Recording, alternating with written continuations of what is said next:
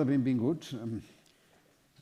Avui, en el cicle de conferències de l'Escola Europea d'Humanitats, parlarem de què significa consentir, la reordinació de l'esfera sexual a la modernitat tardana. És a dir, parlarem de la qüestió del consentiment, en la que moltes de les transformacions culturals que hi ha hagut durant aquests temps que afecten a la dimensió sexual i a les relacions entre gèneres i a la configuració dels gèneres, doncs evidentment passen per una qüestió central, que és la qüestió del consentiment. I amb aquestes modificacions hi ha hagut també una transformació de la cultura del consentiment. Aquesta transformació, evidentment, entra en una mena de dialèctica o de conflicte amb els espais legislatius i plantegen algunes qüestions, com s'ha de traduir això a la legislació i quin pes ha de tenir la legislació en aquest escenari. I aquest és el tema sobre el que parlarà avui la Clara Serra, que és una investigadora, filòsofa, investigadora a la Universitat de Barcelona. En aquest moment està fent treballs a la Universitat de Nàpols i, com segurament que tots heu llegit i sabeu, és una de les figures reconegudes i amb certa autoritat en els debats dels últims temps sobre aquesta qüestió, que és la qüestió de les relacions de gènere, és la qüestió dels gèneres en general. Per tant, em sembla que és una persona molt adequada per plantejar-nos les interrogants, les possibilitats, les qüestions sobre el tema central, dic, com és el del consentiment. I, doncs, com sempre, ella ara ens parlarà durant uns 40 minuts i després parlarem ella i jo i us incorporareu vosaltres com vulgueu. Muchas gracias, Clara, por estar aquí. Muchas gracias. Ahora te toca. Sí, moltes gràcies al Palau Macaya, a l'Escola Europea d'Humanitats, al Josep Romaneda, a la Maleta. Moltíssimes gràcies a tothom. Y bueno, voy a hablar de esta cuestión con este título de ¿qué significa consentir? Que igual pues parece como una pregunta innecesaria en el sentido en el que parecería, si uno escucha el discurso actual, que es más que obvio, ¿no? Que es evidente. Yo creo que hay una característica que acompaña a esto del consentimiento según el discurso más dominante, que es esa característica de la autoevidencia, de la claridad con la que habla un cierto discurso, ¿no? Estaría clarísimo, sería obvio, todo el mundo sabría lo que es consentir, ¿no? Y además, simplemente esto consiste en requerir, en que se requiera que la ley lo tenga en cuenta, ¿no? Pues todo muy obvio, desde este punto de vista todo muy obvio, ¿quién iba a negar esto, ¿no? La cuestión es que yo creo que no es obvio, no es un concepto obvio, no es un concepto autoevidente, por mucho que cierto discurso insista.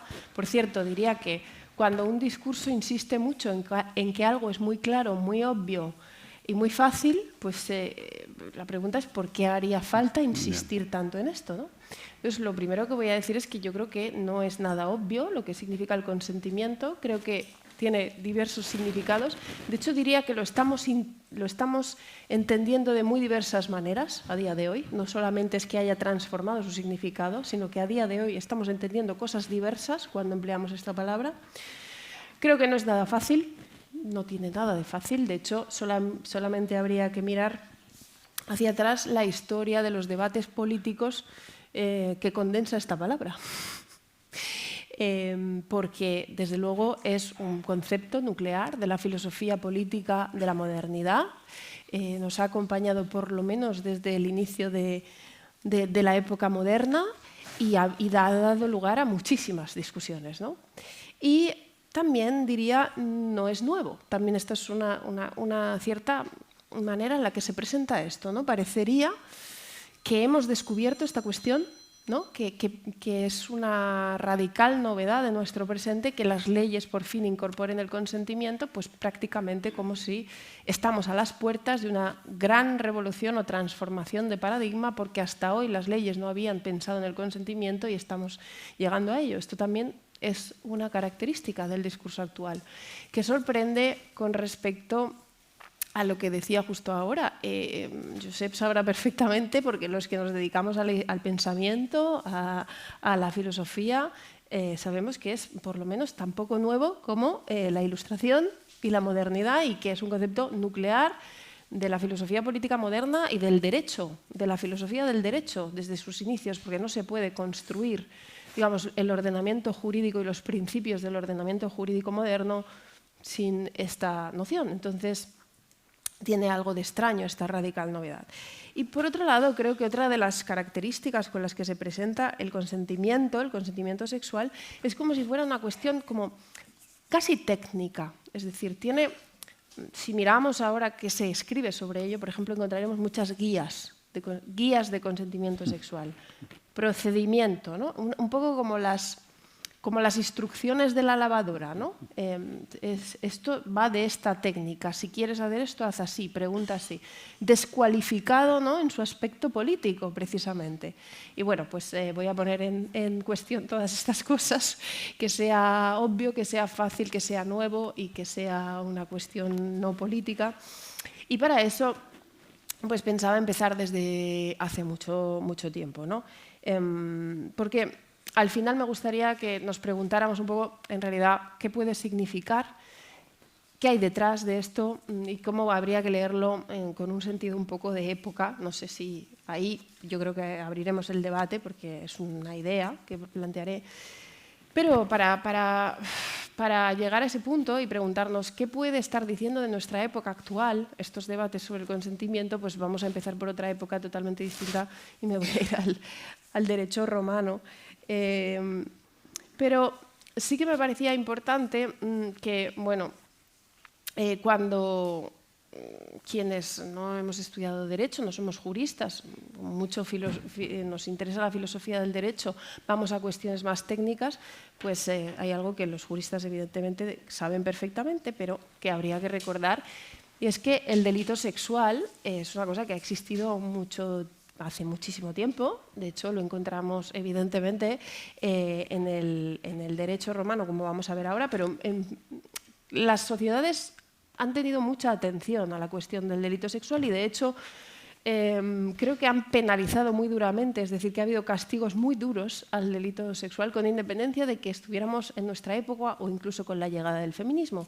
Y ha sido un crimen, digamos, que no ha pasado desapercibido para el derecho o para la ley en general. Bien, si intentamos entender lo que sería la violación, el delito de violación en el derecho romano, nos encontramos con que no es tan fácil encontrar esto o no es tan inmediato, porque en el derecho romano hay una preocupación por parte de la ley de castigar dos cosas que no son exactamente la violación. Una es el adulterio. El adulterio es un crimen terrible y debe ser penalizado gravemente. Y otra es el estupro, que no es exactamente la violación, que son algunas relaciones sexuales ilícitas, prohibidas, que no deben tener lugar, pues con mujeres, por ejemplo, menores de edad, con mujeres que no son las mujeres, digamos, con las que hay que contraer una relación matrimonial y una relación sexual, ¿no? El derecho está muy preocupado por decir cuáles son las relaciones sexuales legítimas. Y, como digo, persigue estas relaciones sexuales prohibidas donde se castiga a las mujeres. O sea, son delitos en los cuales se acusa a las mujeres. Y en un momento, digamos, parece que el derecho romano concibe la posibilidad de hacer una excepción al delito importante, en realidad, que es el delito de adulterio, y desresponsabilizar o hacer algunas excepciones, que es cuando una mujer libre y una mujer honesta se haya resistido a una violencia terrible. Más o menos se describe así, ¿no? Una mujer libre porque las esclavas están excluidas de esta protección, una mujer honesta porque las prostitutas estarán excluidas de esta protección, y además una mujer que se resista a una vis terrible, dice, a una violencia atroz, a una fuerza imparable. Así que la violación aparece conceptualizada, o eso que transportaríamos y llamaríamos violación, como algo que implica la resistencia física de las mujeres. Las mujeres tienen que luchar contra el ataque sexual para que sean amparadas. Amparadas quiere decir que puedan librarse de una acusación gravísima de adúlteras, ¿sí?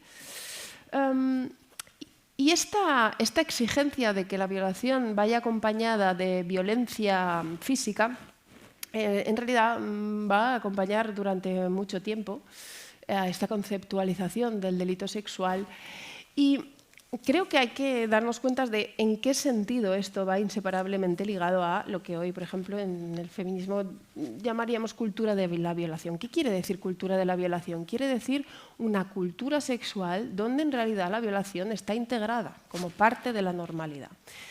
Y en una cultura sexual donde la violación en realidad no está del todo prohibida, sino que de alguna manera está regulada, algunas violaciones, vamos a decir así, siempre transportando nuestro concepto, algunas violaciones serán permitidas y otras no.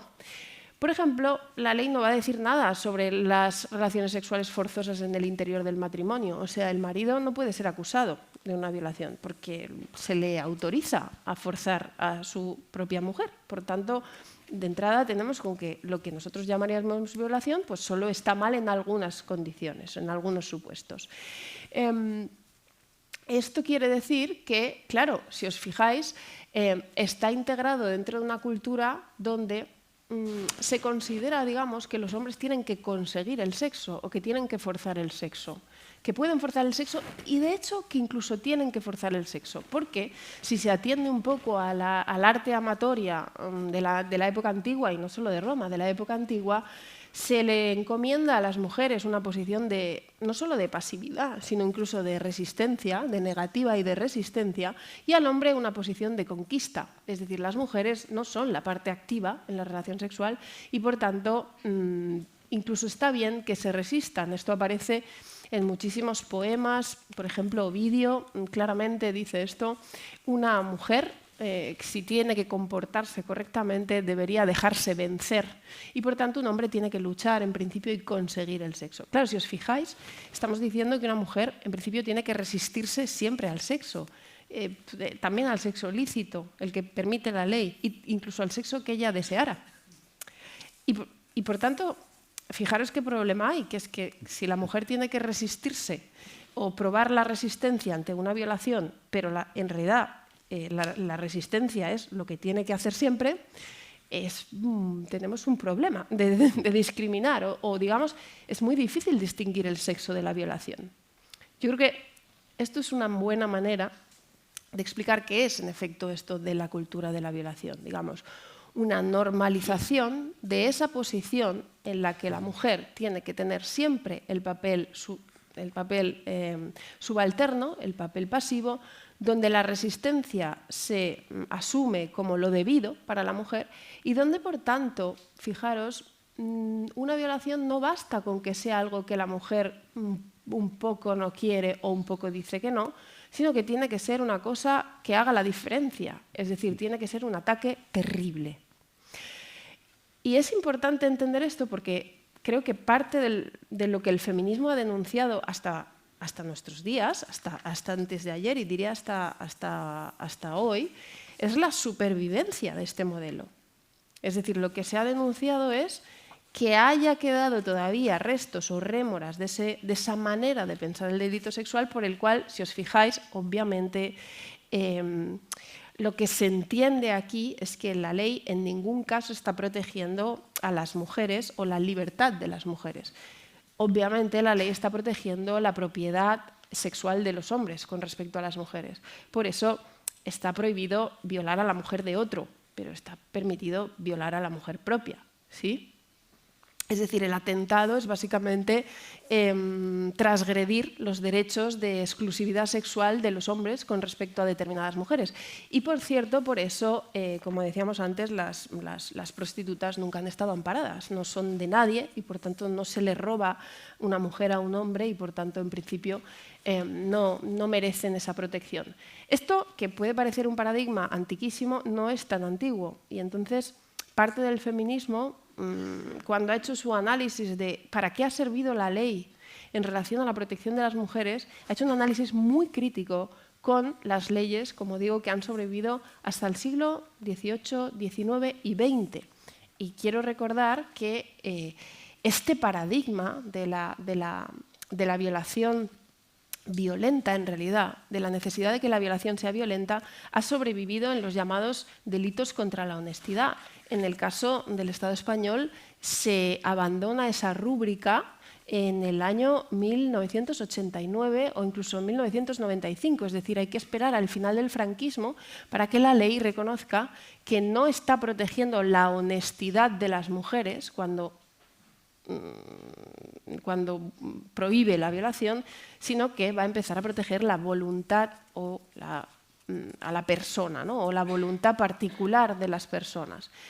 Dicho de otra manera, el marco moderno, el marco del individuo que elige libremente sobre su vida, esto que antes decíamos, ¿no? que podríamos encontrarlo en Rousseau, podríamos encontrarlo en Kant, podríamos encontrarlo en los autores de la modernidad, poner al individuo en el centro y, por tanto, regular la vida civil a partir de decisiones particulares, llega muy tarde a la esfera del sexo. Es decir, la sociedad se resiste muchísimo a incorporar sus propios principios jurídicos en el ámbito del sexo. Y os decía, España cambia abandona, digamos, esta pretensión del derecho de regular la honestidad, pero Italia es en el año 1996. Hasta el año 1996 en Italia la violación es un delito contra la moral pública y las buenas costumbres. Francia, por ejemplo, aquí es un país absolutamente pionero y raro en este sentido, porque reconoce la violación como un delito contra la persona en 1793. Increíble, justo después de la Revolución Francesa, inaugurando por completo, digamos, este marco de la voluntad de la persona en el ámbito de la sexualidad. O, como es obvio, el del consentimiento sexual. En derecho, consentimiento se suele definir en su forma más simple como la expresión de la voluntad de un sujeto, como esa forma de hacer expresa una voluntad, de dar a conocer una voluntad, obviamente en el terreno del sexo y en tantos otros, ¿no? Bueno, pues este marco del consentimiento, que de suyo tiene que ver con el propio marco moderno y que Francia, por ejemplo, abre hace 3 siglos o 2, ¿sí? Se hace esperar muchísimo, ¿no? Y los países europeos van, digamos, acarreando estas rémoras de este marco pasado, donde la violación tiene que ser entendida como un delito como un crimen contra costumbres, buenas costumbres, mujeres buenas, mujeres correctas, etcétera, etcétera, etcétera. Bien, claro, en realidad llegamos a un paradigma en el que, si os fijáis, y esto tiene que ver muchísimo con el debate actual, yo creo que a la vez que se va incorporando lentamente, perezosamente, muy irregularmente, esta nueva manera de pensar que lo que hay de malo en una violación es atentar contra la voluntad de una persona, es decir, imponer un sexo contra la voluntad de una persona, es decir, obligarle a tener relaciones sexuales que no quiere tener. Es decir, una idea tan básica como el sexo tiene que ser voluntario y no puede ser impuesto, ¿verdad? Esta es la idea. A medida que se va incorporando ese paradigma, el concepto de fuerza física empieza a flexibilizarse, en el sentido en el que se puede considerar que una violación es impuesta a través de la violencia como la fuerza física, pero también aparecerán en las legislaciones los conceptos de coacción, de amenaza, de intimidación y todos estos que oímos ahora mismo en el debate actual, ¿no? Y las leyes empiezan a tener, yo creo que un concepto mucho más amplio de la fuerza o de los medios a través de los cuales se fuerza a una persona, ¿vale? Claro, La cuestión es que lo que el feminismo va a decir a final del siglo XX, y esto es algo que caracteriza a los movimientos feministas de los años 80 y de los años 90, es que nuestras leyes contra la violación, a pesar de que muchas de ellas incluso ya habían reconocido que había que legislar respetando la voluntad de las mujeres, no lo acababan de hacer. O sea, lo decían, pero en realidad eso no acababa encarnándose en la ley. Y por tanto, la denuncia de una parte del feminismo será que, bueno, en el caso del Estado español, la denuncia del movimiento feminista en cuanto muere Franco será cambiar, evidentemente, los delitos contra la honestidad y regular la violación como un delito contra la voluntad de las mujeres o la voluntad de las personas. Pero también en otros países del contexto europeo se viene a decir que aunque se haya salido de esto de los delitos contra la honestidad y aunque aparentemente se haya abrazado esto de que el sexo tiene que ser voluntario o tiene que ser consentido, en realidad no lo hemos hecho del todo, ¿sí? Y una de las críticas que se dice es, vale, es verdad que parece que no se impone la necesidad de que haya una fuerza física, porque se dice que también puede ser obligado por otros medios, por ejemplo, por la coacción o por la amenaza, pero se define el delito a partir de esas cosas. Es decir, se dice que la violación es esa cosa que se impone a través de la violación, la coacción, la amenaza, o la violación y la intimidación, o en Francia, la violencia, la amenaza, la intimidación y la sorpresa. Cada país tiene sus propias maneras de decirlo, pero se liga el delito inseparablemente a eso. Y digamos que el feminismo viene a decir, el delito tiene que estar definido porque es contra la voluntad. Ese es el principio. Después, evidentemente, puede haber medios para hacer esto, ¿verdad? Puede ser hecho contra la voluntad a través de la violencia. Estamos de acuerdo en que cuando a alguien se le violenta físicamente no se puede decir que ese sujeto esté decidiendo voluntariamente nada, ¿verdad? Estamos de acuerdo en que cuando a alguien se le amenaza, pues la voluntad está viciada o está, en fin, que no hay condiciones, ¿no?, para que consideremos es un acto voluntario. Pero lo que reclama el feminismo es que si el delito de violación se liga inseparablemente a la presencia de, pongamos, coacción, amenaza, intimidación, parece que no cabe espacio para que simplemente la negativa de una mujer sea suficiente para que entendamos el delito de violación.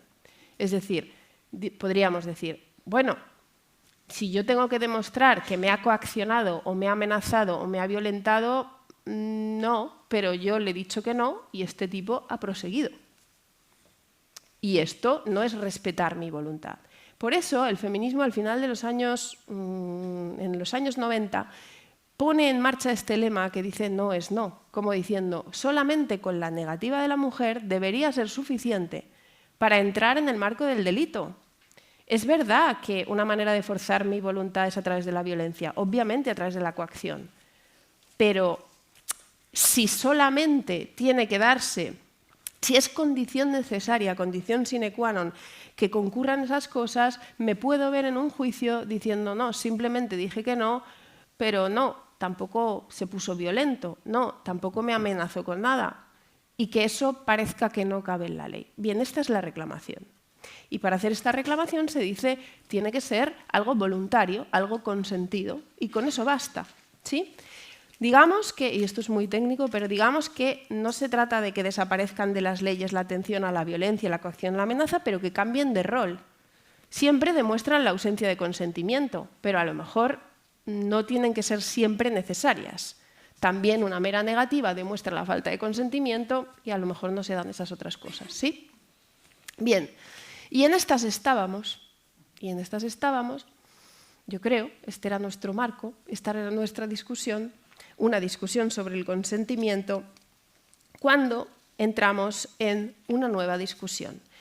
En los años 2000, sobre todo a partir de los años 2010, se da una nueva oleada de reformas en las leyes sobre las relaciones, sobre la violencia sexual, que vienen acompañadas de un nuevo lema, que dice solo sí es sí. y que parecen proponer que se abandone ese lema anterior del feminismo de finales del siglo XX y se asuma este. Se defiende así una nueva manera de entender el consentimiento, un nuevo modelo, un nuevo paradigma, que se llama esta doctrina del consentimiento positivo o del consentimiento afirmativo. Esto viene del contexto norteamericano.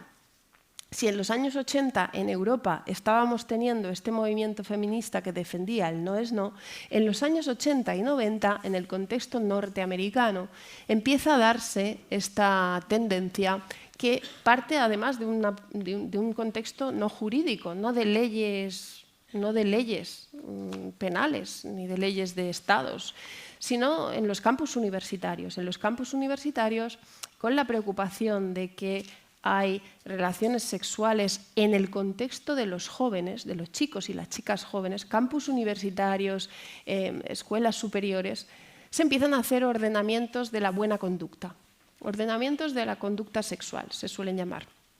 Y ponen en marcha este lema. Solamente cuando haya precedido un clarísimo sí, las relaciones sexuales son lícitas, y si no, no pueden darse esas relaciones sexuales. Esto ha sobrevivido durante mucho tiempo o ha existido durante mucho tiempo como una cuestión, como digo, no jurídica. Pero a partir de los años 2000, y 2014 es un año muy significativo, el Estado de California lo transforma en ley, lo lleva al texto de la ley y defiende que el consentimiento es una cosa que siempre tiene que ser expresado de manera clarísima. Aquí se abre un debate sobre si clarísimo quiere decir verbalmente, pero en cualquier caso empieza este discurso de el consentimiento tiene que ser muy claro, tiene que ser muy evidente, y entonces, si no, es violación. Y en realidad, a partir de ese momento, esta filosofía del consentimiento ha llegado a países como Escocia, Inglaterra, Suecia, Grecia, obviamente España.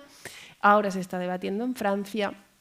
Y la cuestión es que yo creo que el debate social, el debate público que estamos teniendo, no se entiende nada de lo que está pasando. Porque si os fijáis, en el debate al que asistimos, lo que se dice es que estamos llevando el consentimiento a la ley o que estamos poniendo el consentimiento en el centro.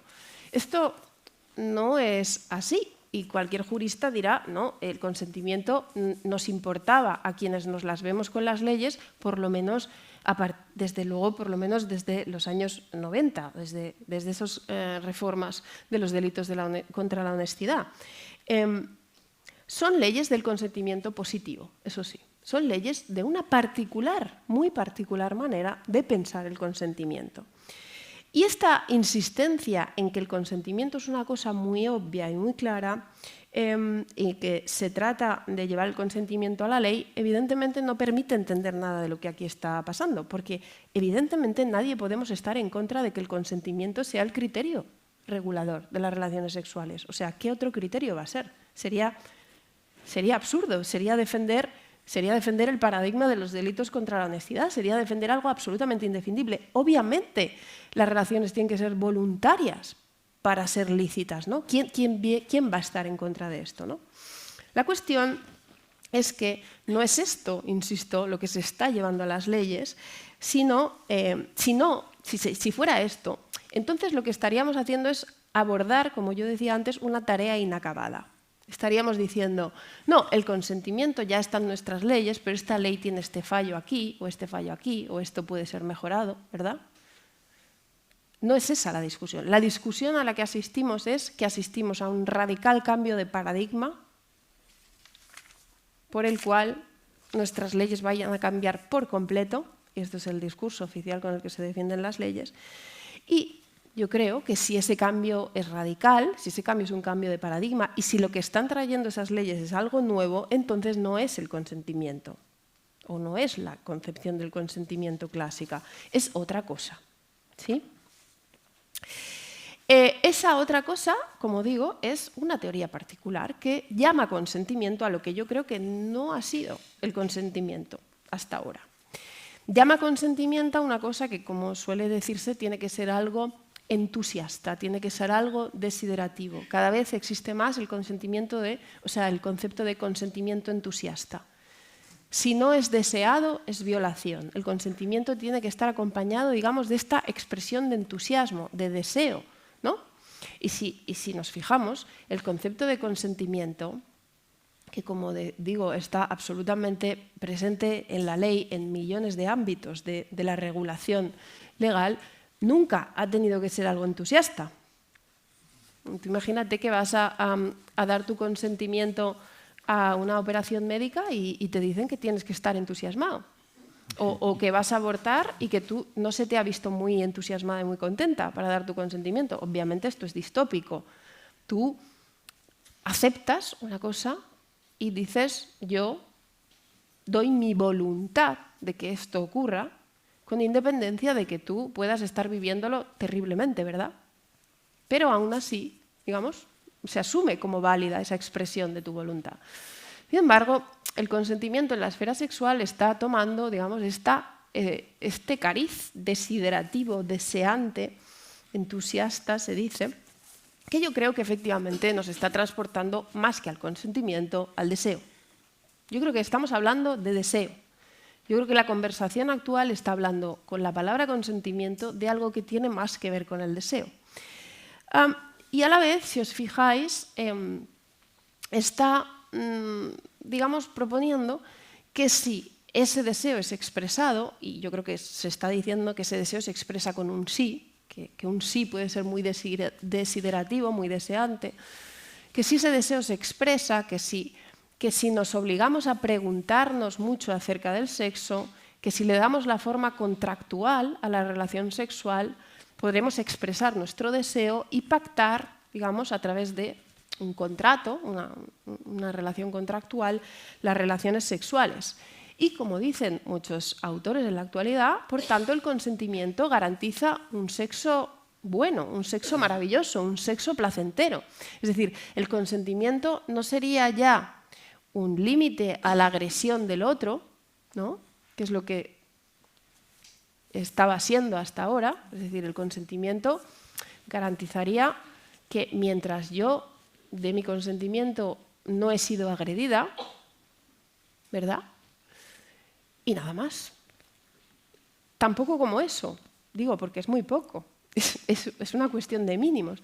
Sin embargo, parece que la concepción actual es que si el consentimiento es entusiasta y se expresa a través de síes y síes deseantes, lo que vamos a conseguir a través de él no es solamente un sexo no violento, sino que es incluso un sexo donde hay un encuentro con el otro, donde hay placer, donde hay felicidad, donde hay pues, un encuentro pleno, donde hay ese tipo de cuestiones, ¿no? O un sexo muy deseado o muy satisfactorio. Es decir, como dicen algunos textos, el consentimiento nos garantiza un sexo increíble. Entonces, esta es, yo creo, la transformación semántica que hay en juego en esta cuestión, ¿no? Claro, esto llevado al lenguaje jurídico se ha cifrado en la diferencia entre considerar una violación algo que se hace contra la voluntad de un sujeto o considerar una violación algo que se hace sin el consentimiento del sujeto. Parece una nimiedad y es desde luego una cuestión que parece un matiz, y sin embargo en este matiz está implicado una cuestión enorme que hace que, según la doctrina del consentimiento positivo, el consentimiento deje de ser tanto un acto de expresión de la voluntad, es decir, debería ser algo que se manifiesta, ¿verdad? Por ejemplo, cuando asumimos que si una persona no quiere algo, me lo hará saber, ¿verdad? Cuando asumimos la posibilidad de la negativa, asumimos que si la otra persona tiene una objeción, un disenso, difiere, lo expresa. Es verdad que en el paradigma en el que estábamos, en el paradigma, yo creo que está bien decir, del consentimiento negativo, se suponía la posibilidad de expresar la negativa. Se suponía la posibilidad de que si alguien no quiere algo, me lo hará saber.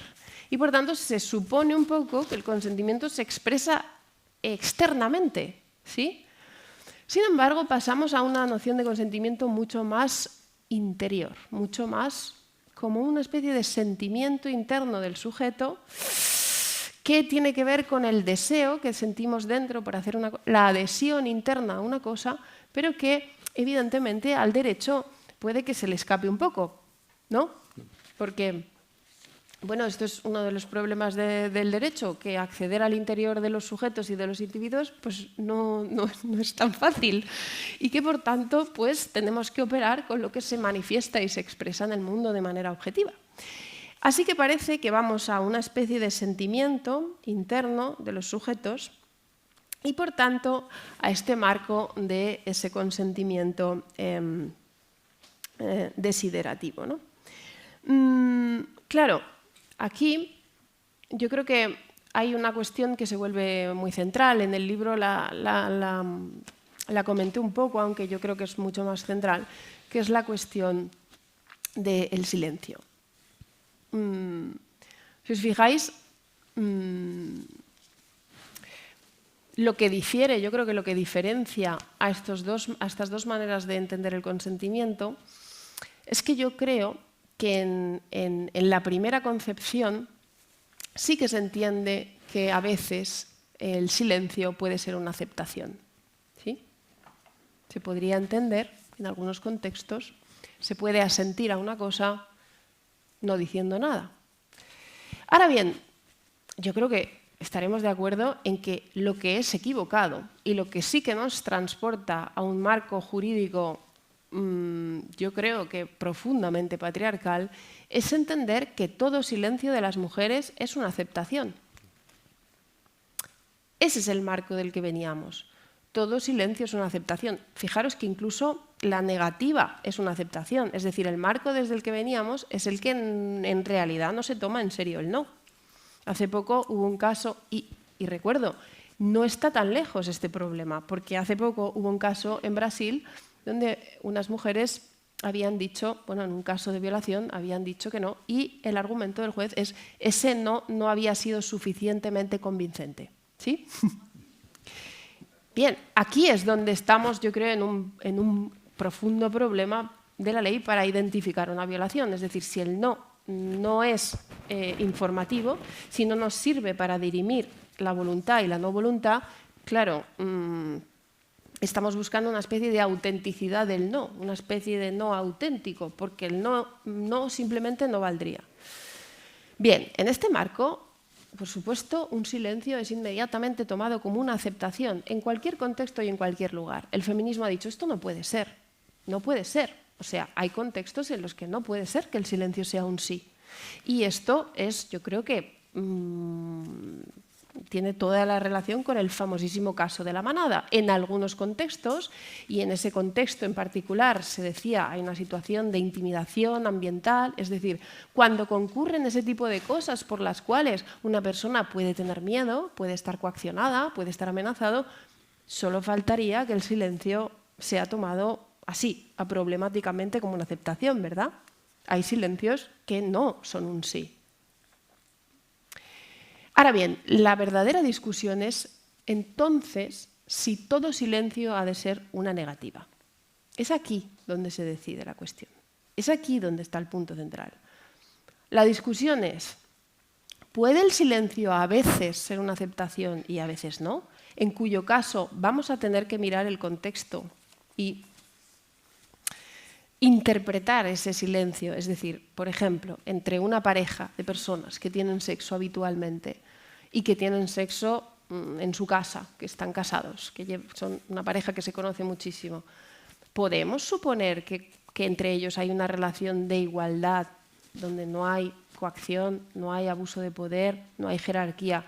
¿Podemos suponer que se pueden emitir negativas? ¿Podemos suponer que si alguien no quiere se lo dice a la otra persona? ¿Esta posibilidad debe existir para la ley? Esta es la pregunta. Esta es la pregunta. Como posibilidad, no como regla. Como regla no, evidentemente, pero como posibilidad, porque creo que el debate que estamos teniendo es de si debe desaparecer esa posibilidad.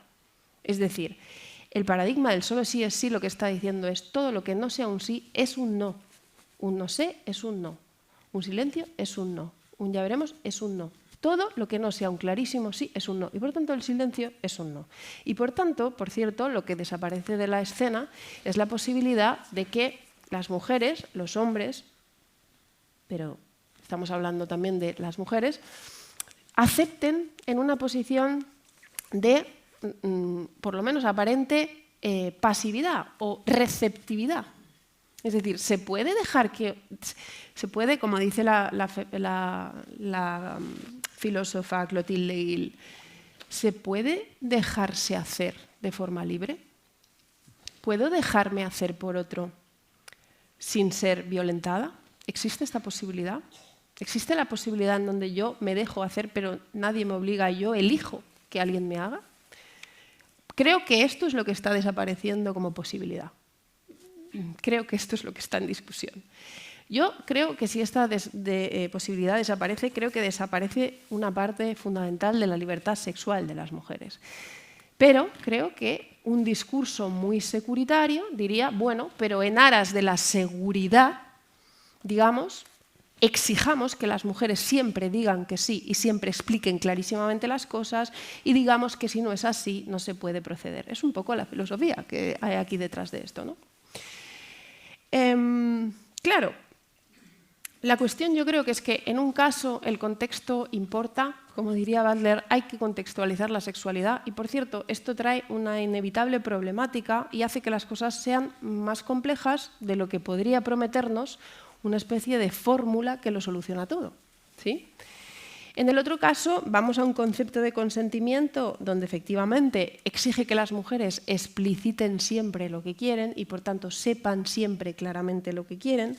Incluso podríamos entrar en los debates acerca de si eso exige que la relación sexual sea, o sea, que el consentimiento sexual sea verbal. Obviamente estos debates han existido en Estados Unidos y algunas universidades o campus universitarios han establecido directamente en sus reglamentos que el consentimiento ha de ser verbal. O sea que cuando se dice que tiene que haber un sí, es un sí pronunciado verbalmente.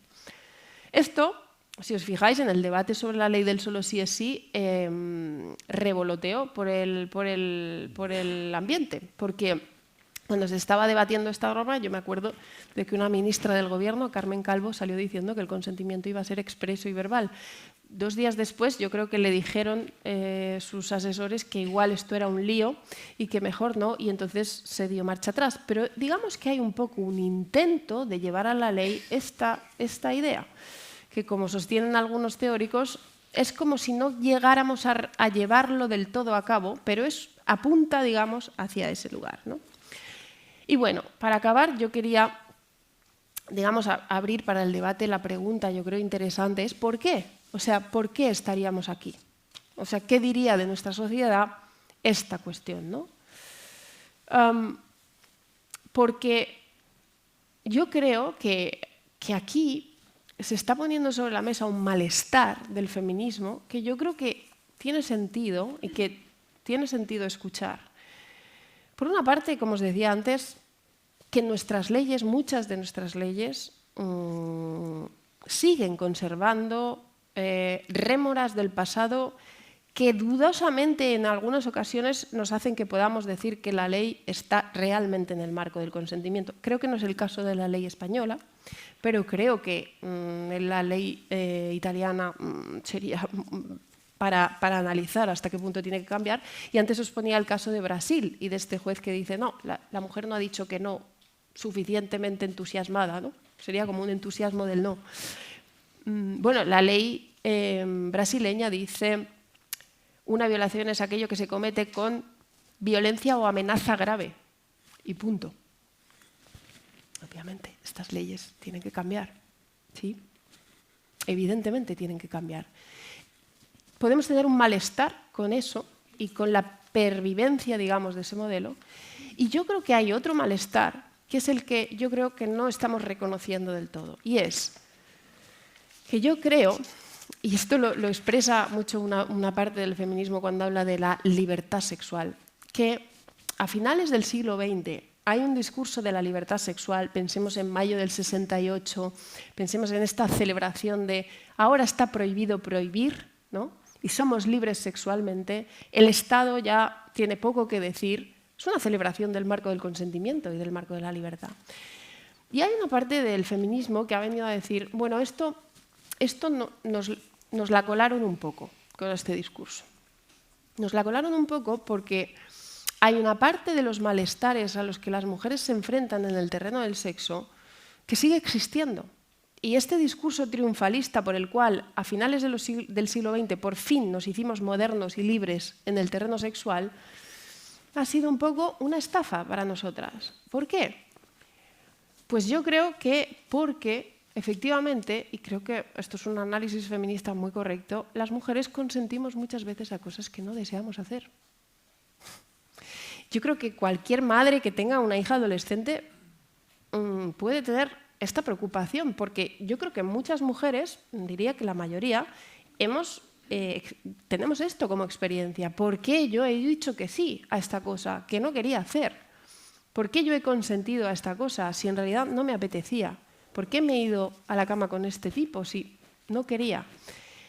Pues porque aparte del consentimiento existe una enorme presión social o unos discursos sobre el sexo donde efectivamente tú aprendes que tú tienes que ser receptiva, que tienes que estar disponible, que decir que no está feo, que igual se va a enfadar. Y esto es una cosa instalada en lo más profundo de la manera de ver el mundo, de lo cual las mujeres yo creo que tenemos que liberarnos y que exige un aprendizaje y una liberación, es decir, que hacerse mayor, y creo que el feminismo te puede ayudar mucho a eso, es decir, tenemos que aprender a decir que no y deshacernos de esta enorme carga por la cual nos acabamos viendo haciendo cosas que no deseamos. Ahora bien, yo creo que esto podría poner sobre la mesa que el consentimiento es insuficiente para abordar este problema. Porque el problema es claramente que podemos decir que sí, un sí muy explícito, muy positivo y muy verbal, a algo que no queremos hacer. No nos quedamos bien después. Y entonces, que el sexo está lleno de una serie de malestares para las mujeres que parece que esto de la revolución sexual, la libertad, la voluntad y el consentimiento, pues no aborda, ¿no? Ahora bien, yo creo que siendo esto real, la pregunta importante es si la herramienta del Código Penal y la ley penal es la manera de enfocar este malestar y este problema.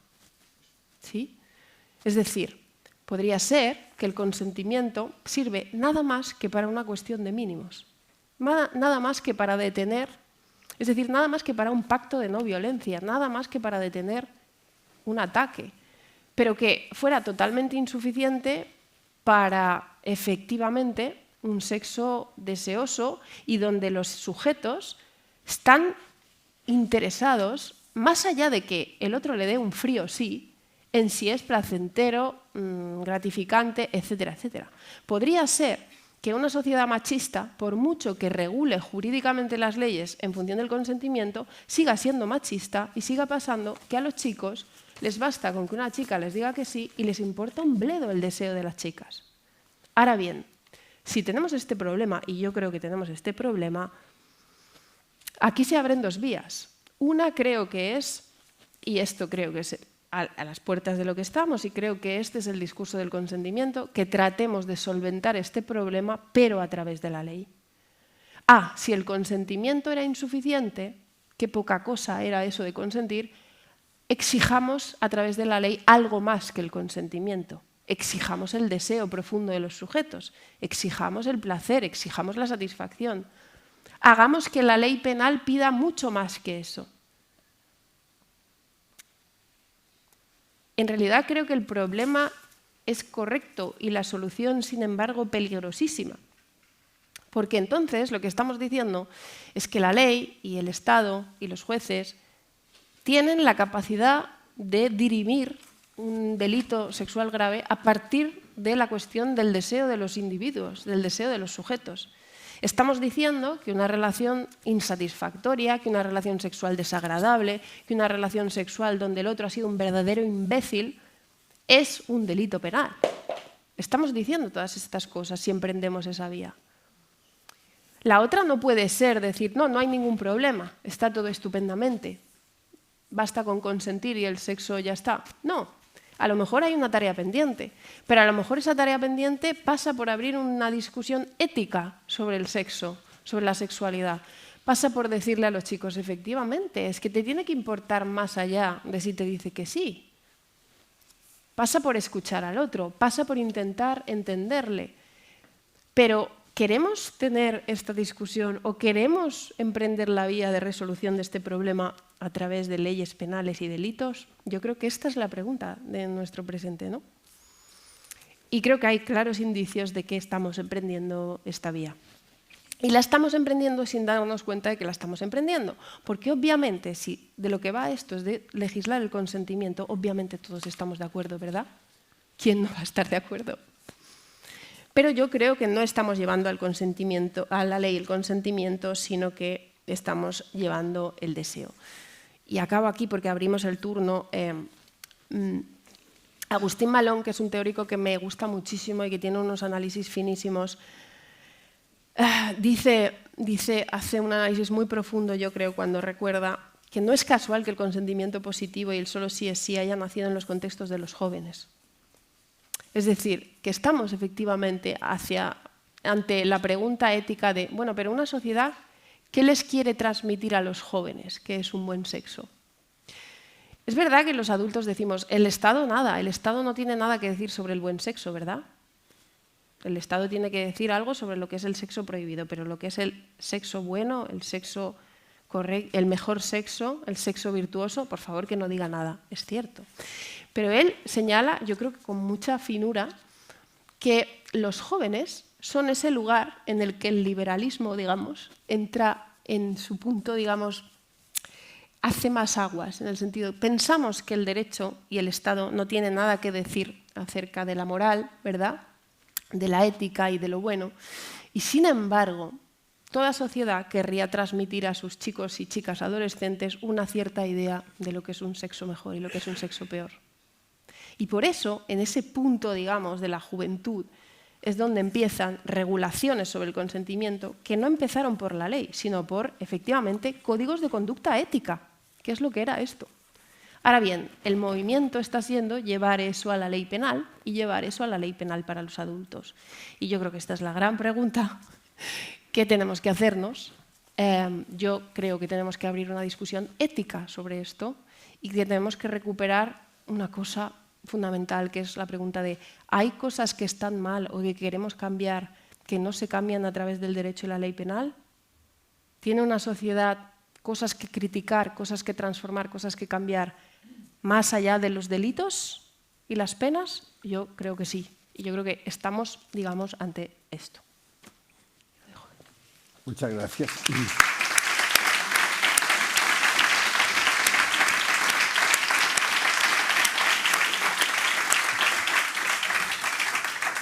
Claro, el problema aquí es que hay una cuestión muy difícil de enfocar, ¿no?, que es en el espacio de la objetividad. Es decir, cómo se convierte en un hecho objetivo que un comportamiento ha sido inaceptable.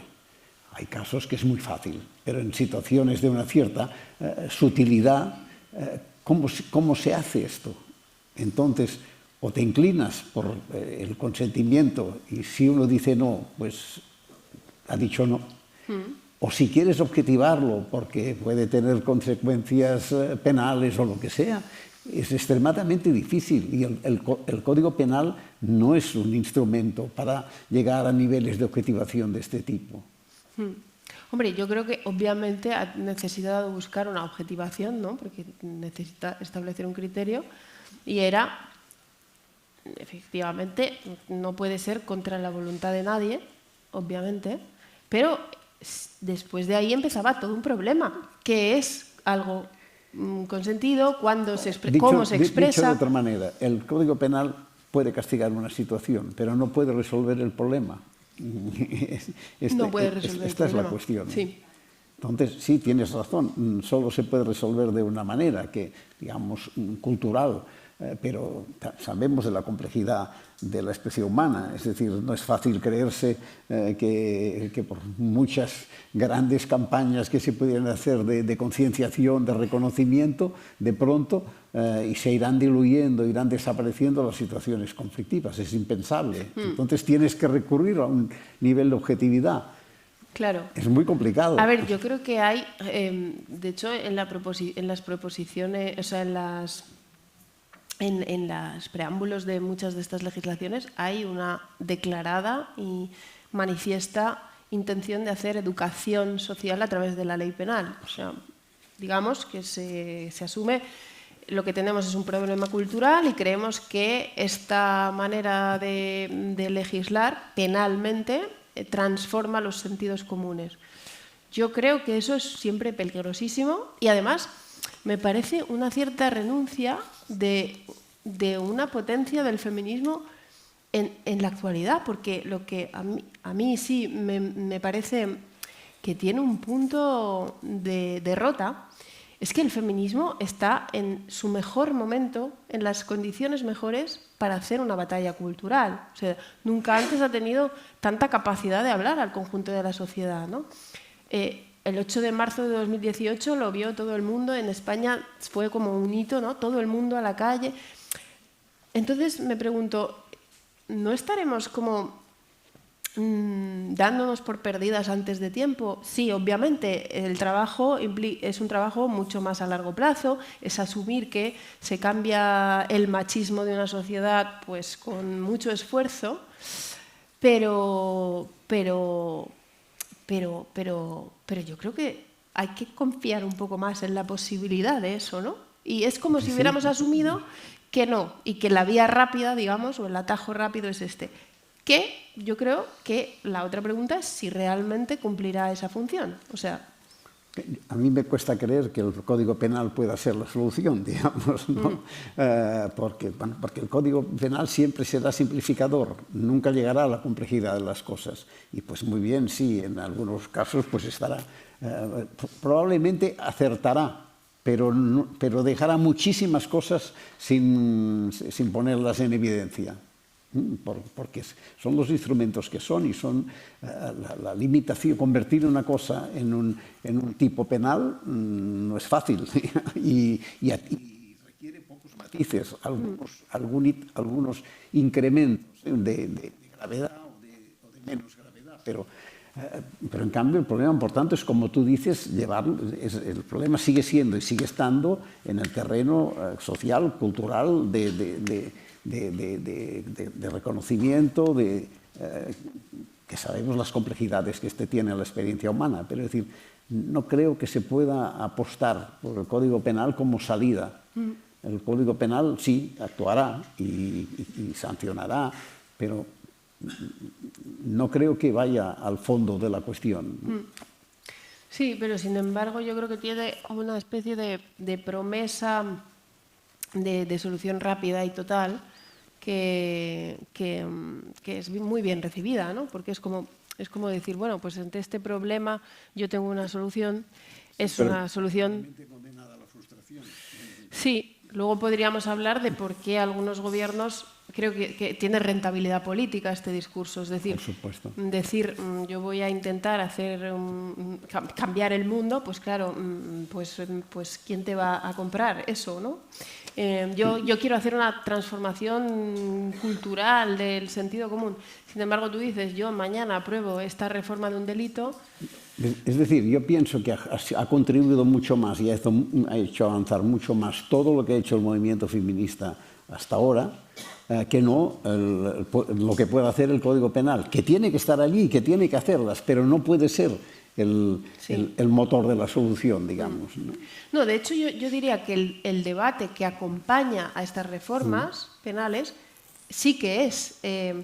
o sea, claro, es paradójico porque yo creo que son reformas penales muchas veces muy mal encaminadas en los principios que asumen, pero sin embargo precipitan un debate social y que sí que creo que cuando la sociedad se pone a debatir, pues se abre un diálogo y una conversación que es absolutamente necesaria. Porque cuánta gente en los últimos años se ha preguntado, oye, ¿esto del consentimiento qué es? Y ha revisado sus relaciones y eso es bueno. Sí, una gran conquista es haber llegado a esto. Esto sí que es una gran conquista, porque esto hace de 50 años no ocurría. O 30, vaya, no 50, 30. No, esto sí. Totalmente. Bueno, no sé, ¿quién se incorpora?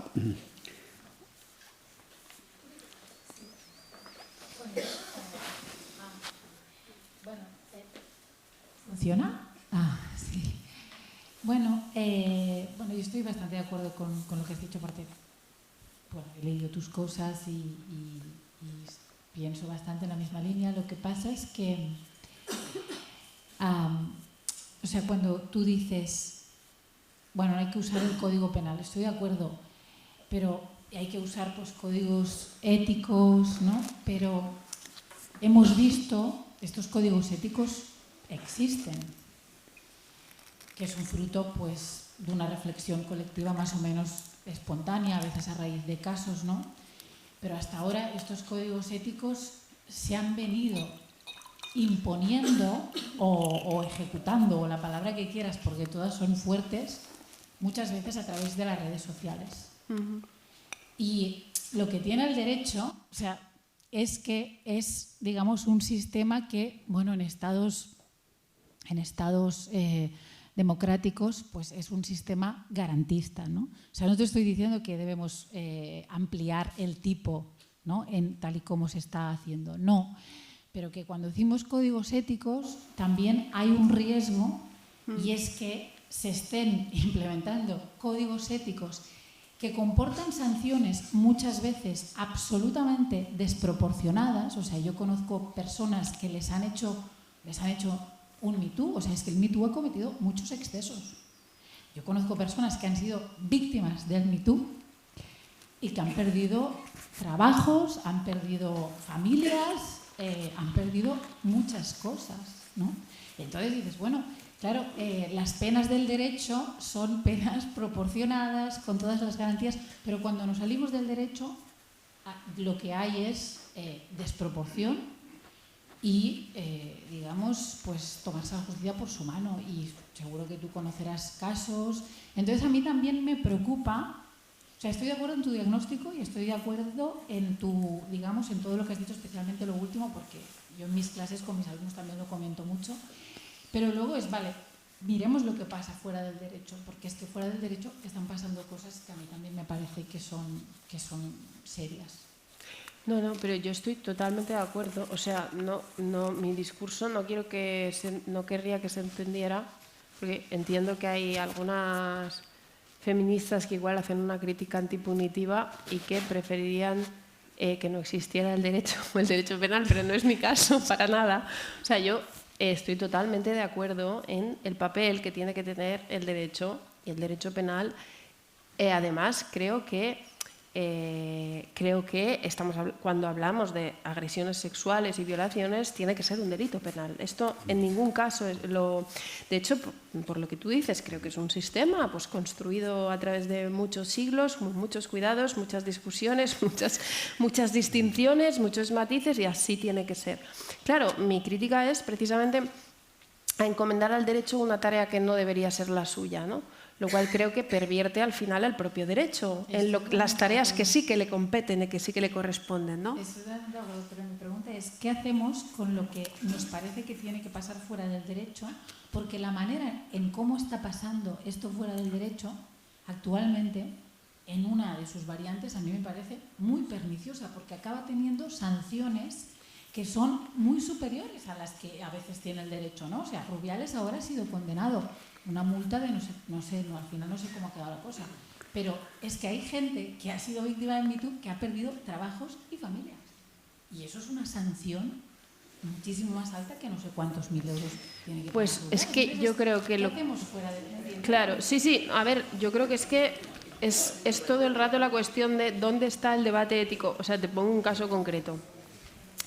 Cuando pasó por ejemplo, lo de Íñigo Errejón, que me toca cerca en el sentido en el que yo he formado parte de esos partidos, yo, obviamente lo he dicho 1000 millones de veces, nadie se va a extrañar, yo estoy muy en desacuerdo con el enfoque punitivo que está tomando esta cuestión, ¿no? Digo, por ponerte no ya al Me Too, sino un caso en el que creo que obviamente tiene que haber una reprobación, ¿no? La cuestión es que como toda reprobación es ahora mismo el delito más grave que pueda existir jamás, en realidad con esa operación se clausura precisamente la posibilidad de reprobar cosas sin que sean delitos. O sea, a mí lo que me enfadó del caso de Íñigo Errejón es que pareció que el mundo se dividía entre quienes están de acuerdo a que haya, por ejemplo, denuncias anónimas y absolutos linchamientos, y quienes están totalmente en contra de eso y ya está. Y a mí lo que me faltaba es que alguien dijera: eso está fatal, aunque no sea un delito. Eso no es igual no es un delito, y en el debate de Rubiales creo que tendría que ser lo mismo. No sé si eso es un delito sexual, creo que hay muchas razones para tener dudas sobre esto, no sé si es un acto sexual, pero está mal, está fatal. Entonces, como no existe la posibilidad de reprobar cosas y no hay esta exigencia ética en la sociedad, solo parece que cabe esa cosa que tú dices, ¿no? Entonces también yo era como, por una parte, como un feminismo que no me representaba, ¿no?, en algunos de estos casos, pero claro, también a muchos de mis compañeros, la verdad, me echo en falta que haya reprobaciones éticas de comportamientos. Pongo el caso de Íñigo Rejón porque me parece evidente, como en el de Rubiales sería lo mismo, que quien ocupa determinados puestos no puede hacer determinadas cosas y da igual que no sea un delito. Tú no puedes tener determinados comportamientos cuando eres una persona que estás en un cargo público y lideras un partido. Entonces ya está, es que eso está mal y no puede existir. Y que no exista esto, pues me parece lo más preocupante de todo, ¿no? Y cuanto más aumenta, digamos, que la única vía es que encaje en tal delito o en tal otro delito, menos existe esta conversación. Y es ese círculo vicioso que yo creo que hay que romper, diría. Allí al fondo y allí otra.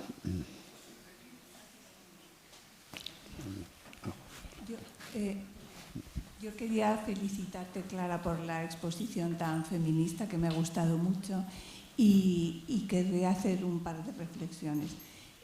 Creo que, desgraciadamente, el derecho puede legislar sobre conductas, pero no sobre sentimientos. Esa es una de las grandes dificultades que tenemos. Y luego, que en el caso de las mujeres está muy clara la diferencia entre deseo sexual y consentimiento, cosa que no pasa en los hombres, porque se entiende que cuando un hombre quiere tener relaciones sexuales es porque, además de que consiente en tenerlas, tiene deseo sexual. Mientras que en una cultura patriarcal una mujer puede consentir en tener relaciones sexuales sin que exista ese derecho, porque por una serie de razones que tú muy bien has explicado, le puede compensar en un momento dado más ceder que negarse. Y ahí no existe deseo sexual en absoluto. Cuando en el caso masculino esa diferencia no existe, no se plantea. Solo eso. Gracias. Sí. ¿Quieres otra pregunta? No, puedo, si quieres, contesto a esto. Sí, yo, con respecto a la cuestión de ceder, claro, yo creo que hay que distinguir el ceder del consentir, claramente. Y por eso yo creo que las leyes, a ver, ¿cómo lo digo? Cuando las leyes consideran que las mujeres pueden consentir, y yo creo que la posibilidad del consentimiento va ligado a la posibilidad de la negación, yo no entiendo que haya ningún consentimiento allí donde no se puede no consentir, ¿vale? Entonces, cuando las mujeres pueden decir que sí o decir que no, al derecho, obviamente, se le tiene que volver un asunto central si esas condiciones están viciadas o invalidadas. O sea, digo, asistimos a un debate absolutamente desquiciado cuando se opone legislar el consentimiento o atender a la cuestión de la violencia y la intimidación, como si fueran cosas contrarias, como si hubiera que elegir leyes del consentimiento o leyes que prestan atención a la intimidación. Absurdo. O sea, absurdo por completo. Aparte de que en este país esta discusión se ha precipitado a partir de un caso como La Manada, donde se juzgó que era una agresión sexual porque había intimidación. Hasta ese punto es importante que las leyes atiendan a estas circunstancias y a estas cuestiones, obviamente. Esas circunstancias lo que quieren, yo creo, que separar el ceder del consentir. Es decir, si hay una situación de coacción o de intimidación, como en el de La Manada, a veces hay aparentes consentimientos, que en realidad son cesiones. Y el derecho no puede validar esas cesiones, no puede llamar consentimiento a lo que es una cesión. Es decir, lo que te quiero decir es que al margen de que separemos el consentimiento del deseo, yo creo que el derecho tiene esta tarea, en plan, no puedo validar consentimientos falsos, ¿sí? Y a la vez, efectivamente, podemos llamar un consentimiento verdadero en términos jurídicos, algo que no tiene nada que ver con el deseo. O sea, yo puedo consentir tener relaciones sexuales esta noche porque voy a ovular y esto no tiene nada que ver con la cuestión del profundo deseo sexual.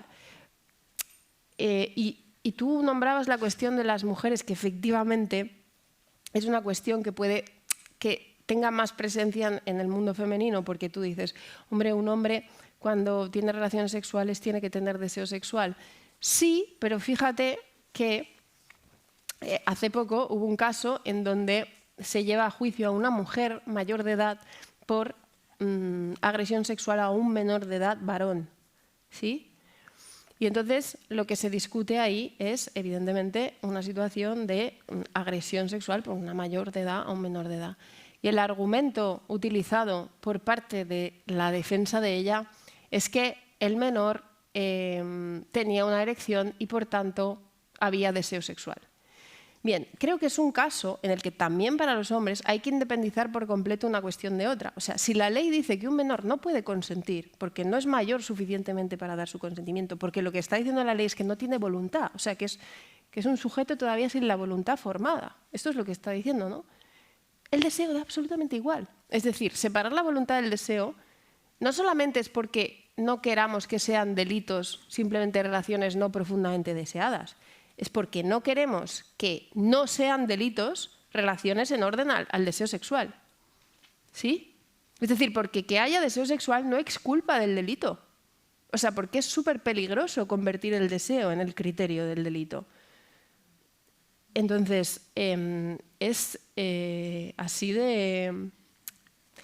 Yo creo que este discurso del consentimiento está pretendiendo abordar esta cuestión de unas relaciones éticas que tienen que ver con estos casos en el terreno gris y con los jóvenes fundamentalmente, pero a costa, yo creo, que de volver más borrosas las distinciones en lo que son las violaciones de toda la vida. Porque cuando pasan las violaciones, o sea, si os fijáis, estas leyes se defienden al calor de casos mediáticos que son clarísimas violaciones. O sea, la manada es una agresión sexual con la ley anterior y así fue dicho. Y el caso de Dani Alves es una agresión sexual. Entonces, y el caso de Giselle Pelicot, bueno, pues claro, la agresión sexual más monstruosa de la historia de los tiempos. Claro, a raíz de casos monstruosos se defiende una cosa, una regla que no vale para esos casos, vale para otros, vale para otro terreno de cosas. Y de hecho, para esos casos, al calor de los cuales se defiende, yo creo que vale más bien poco, si no enturbia mucho las cosas. Porque cuando después del caso de Dani Alves se dice solo sí es sí, no se sabe muy bien qué significa eso. O sea, ¿qué significa eso? Que si ella, o sea, ¿qué significa eso en un caso donde se ha demostrado que un tipo encierra a una mujer en el baño y no la deja salir? Exactamente qué quiere decir solo sí es sí. Que si hubiera dicho que sí, no habría delito. Porque igual un juez tiene que decir, no, es que una vez te han encerrado en el baño y no te dejan salir, aunque digas que sí, porque tienes mucho miedo, sigue siendo delito. Entonces, yo creo que podemos entrar en un terreno de mayor confusión en vez de mayor claridad, ¿no?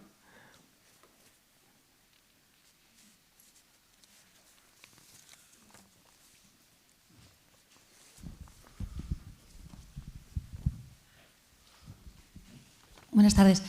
Yo lo que quería hacer hincapié es que estoy muy de acuerdo básicamente en todo, pero cuando tú hablabas de la vía rápida, ¿no?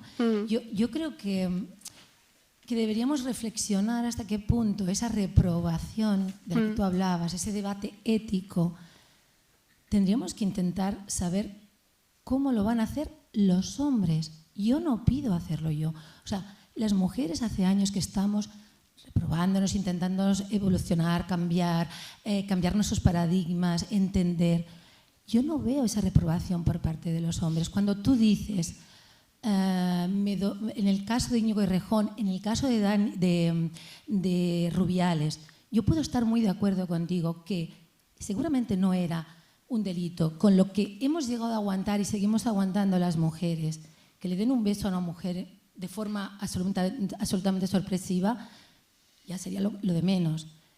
Pero ha hecho falta que sea un personaje tan mediático, que sea un juicio, que a mí me parece que se ha llevado al extremo, para que hoy, por ejemplo, estemos aquí todos sentados hablando, para que se hayan oído a los hombres reprobarse algunos.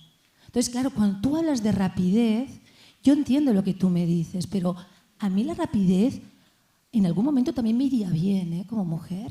Ya tengo ganas de algún cierto cambio.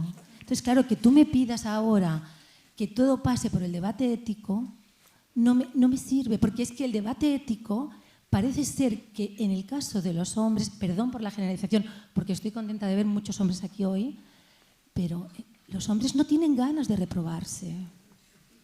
A mí me gustaría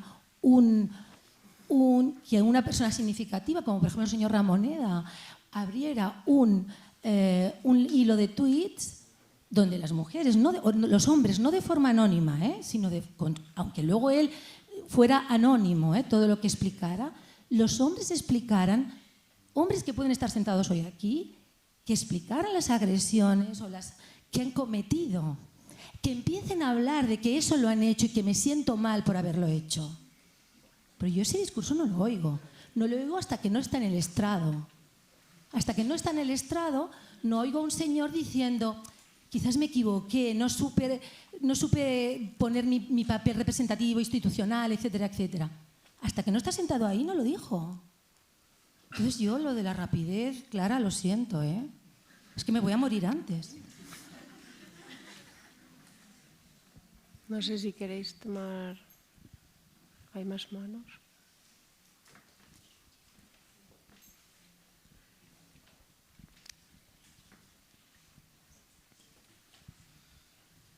Hola. En respuesta a la última intervención, sin entrar en un debate de cuánto es mayoritario o no, qué guay que estemos aquí, creo que en parte entiendo la urgencia, pero ya está ocurriendo, ¿no? Y Barcelona es una ciudad ejemplar en círculos de hombres, en el que yo me siento parte de uno, donde se hacen revisiones, se hacen reconocimientos de dichas prácticas, de dichas violencias. Es una realidad lenta, minoritaria, pero que está ocurriendo. Entonces, forma parte del proceso, lamentablemente, pero no solo son gente joven, hay participantes de 60, 70 años. Menos de 30 es verdad que es poco y eso es lo que a mí me preocupa también como profesor, pero que creo que la revisión se está dando a cabo, simplemente. Y aprovecho para felicitarte por el podcast de Todos los hombres tienen curvas, que ahora no me acuerdo, con el nerviosismo, que me parece brillante. Estaba Olga. Estaba Olga ahí. Olga, levanta la mano. Gracias. Buenas tardes. Bueno, yo soy abogado penalista y estoy de acuerdo con Clara Serra cuando dice que confiar en el derecho penal como un instrumento de cambio social es tomar un mal punto de partida.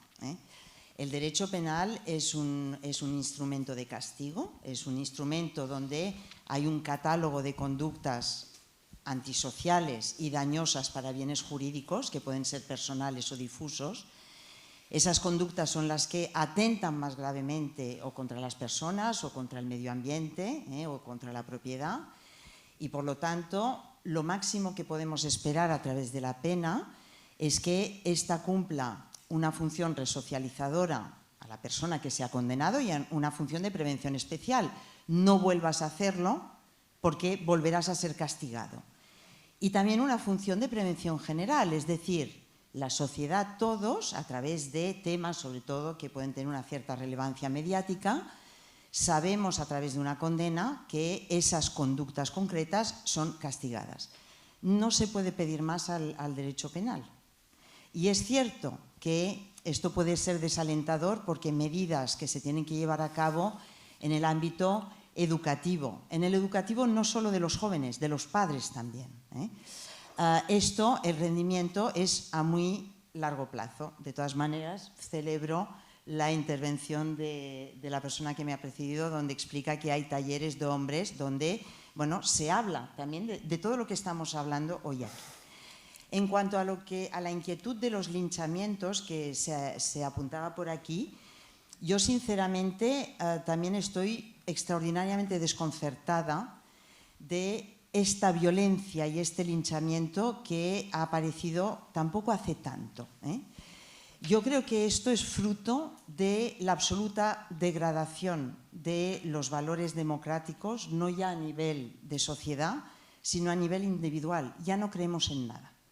Ya no creemos en que un tribunal sea capaz de dictar una sentencia justa, ya no creemos en que la escuela pueda aportar valores. Entonces, como no creemos en nada, yo voy a ser juez individual y me voy a encargar de cargarme todos aquellos que no me gusten, me caigan mal, abro una línea para que puedan haber denuncias anónimas y, como se dice aquí, al final el castigo es mucho más grave, sin derecho de defensa, sin derecho a la presunción de inocencia, porque se pierde el trabajo, se pierde a la familia, los hijos van al colegio avergonzados y los padres mueren de un ictus.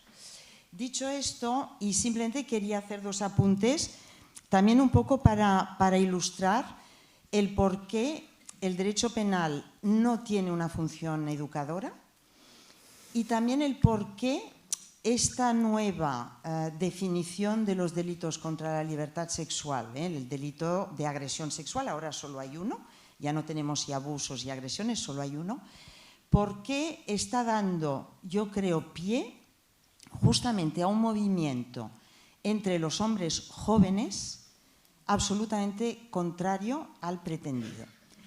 Yo creo que aquí, cuando hablamos de delitos contra la libertad sexual, habría que hacer dos grandes diferencias. Una que la apuntaba Clara Serra, que es la violación entendida, como siempre, la violación de verdad, la de la mujer que vuelve a su casa, que cogen en un callejón y la fuerzan. Allí es que tanto da que sea el sí, que sea el no, como ha dicho Clara, es que allí no hay consentimiento, no hay discusión.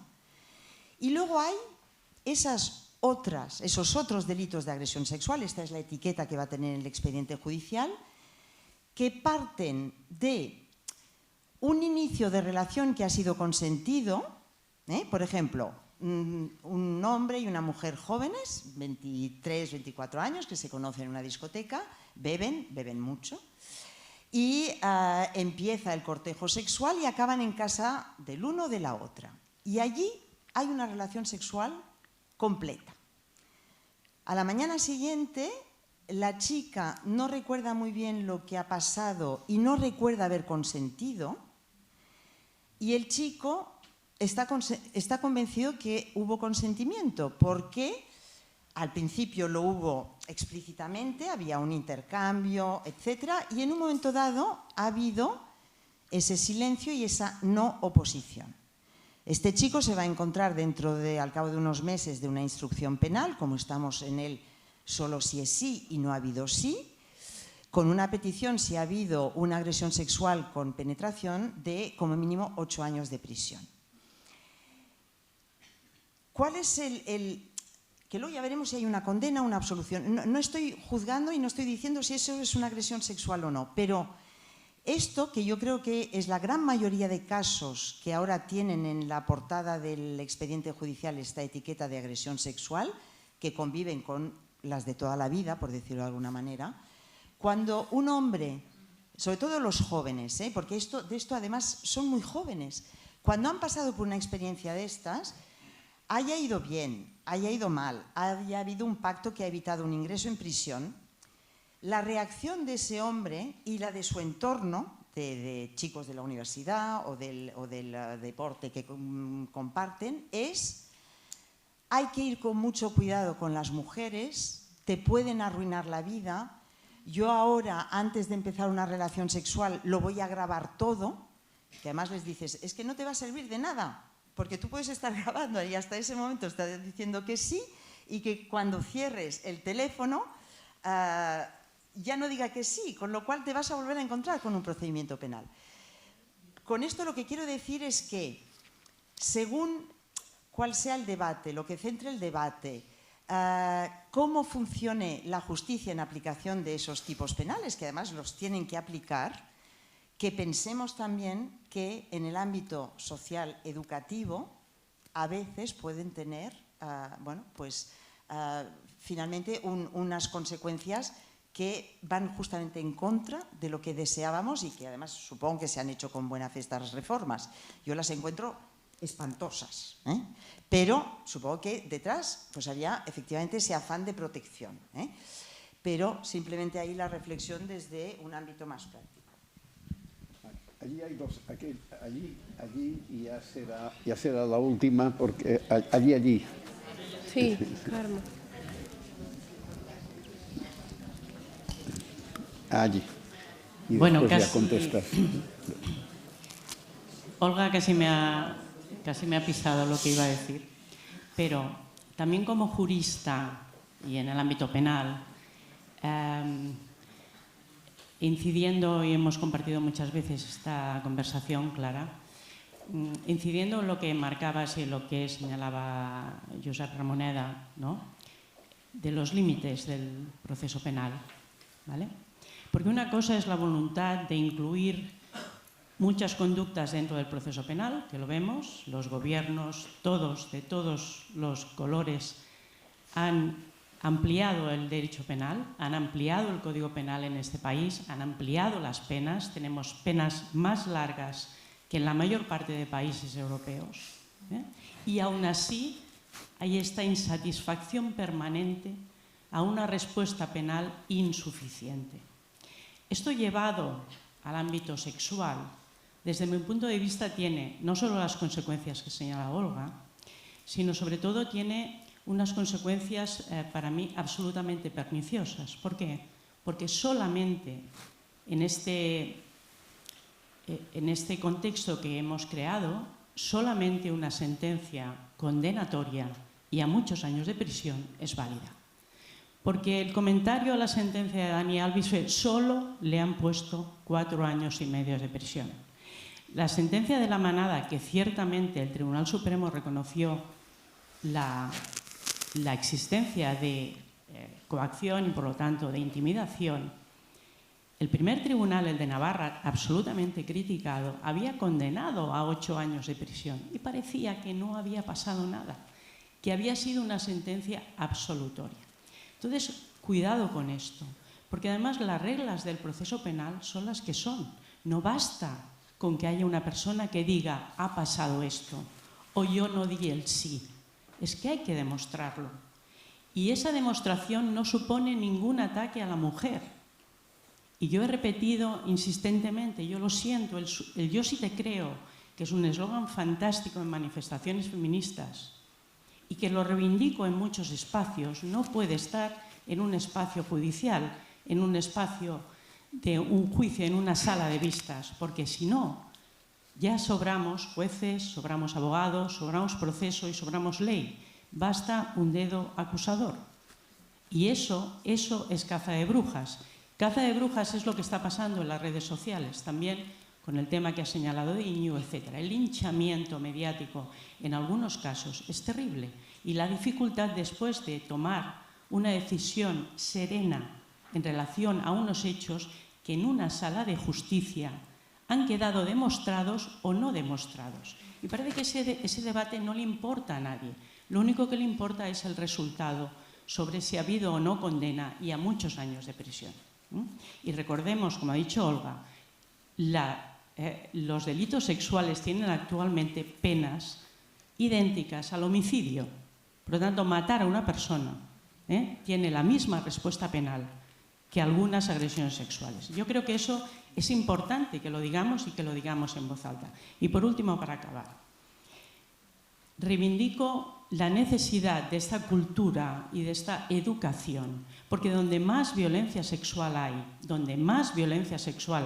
es con niños y niñas y dentro del entorno familiar. Ahí es donde está la violencia sexual más numerosa y más grave, con personas que no pueden defenderse de ninguna manera, ni siquiera de dar un sí o un no. Y eso solo lo podemos cambiar con educación afectivo-sexual. En las escuelas y en primaria no esperar a la adolescencia. Donde más violencia sexual se está dando es con los adolescentes. ¿Por qué? Porque no tenemos formación afectivo-sexual y sí tenemos formación a través de la pornografía. Entonces, ese tiene que ser el debate. Entonces, si queremos cambiar algo, el Código Penal no es el instrumento. Si queremos cambiar algo, hay que cambiar desde abajo con la educación de niños y niñas, porque eso hará que jóvenes y que adultos sean respetuosos, ¿no? Y efectivamente partamos de unas relaciones basadas en el respeto, ¿no?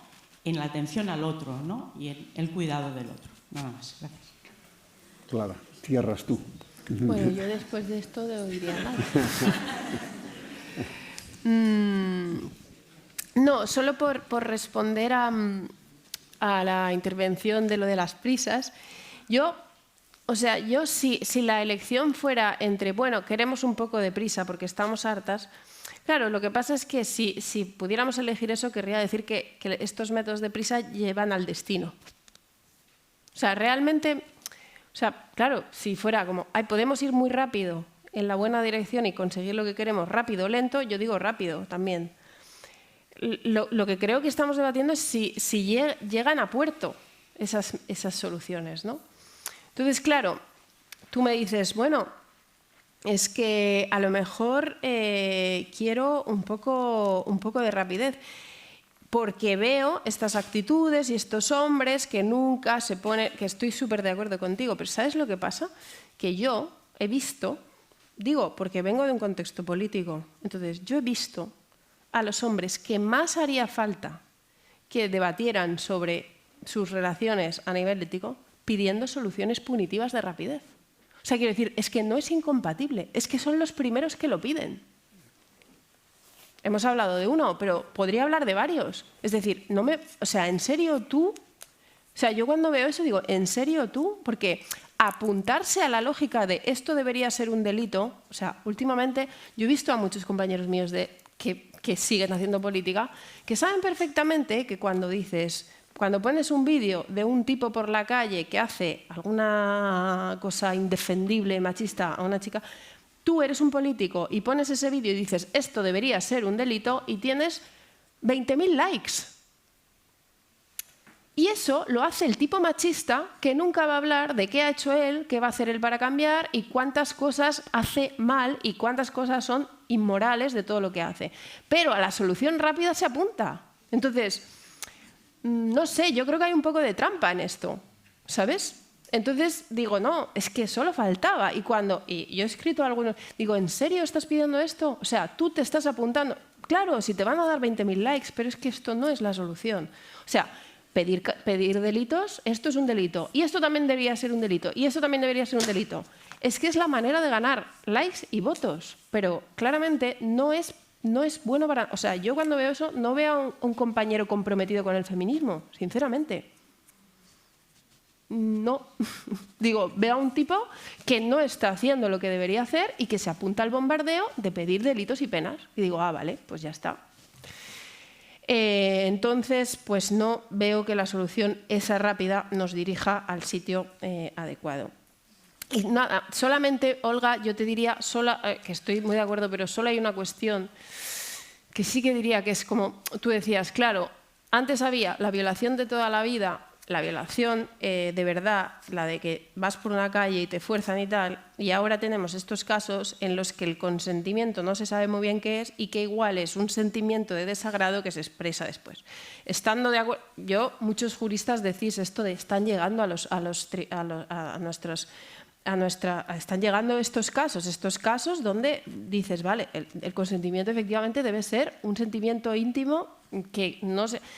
Siendo eso verdad, yo lo que diría es que sí que creo que todavía, por eso decía, quedan tareas pendientes, sí que creo que es un problema que la violación de toda la vida sea la del callejón que te fuerzan.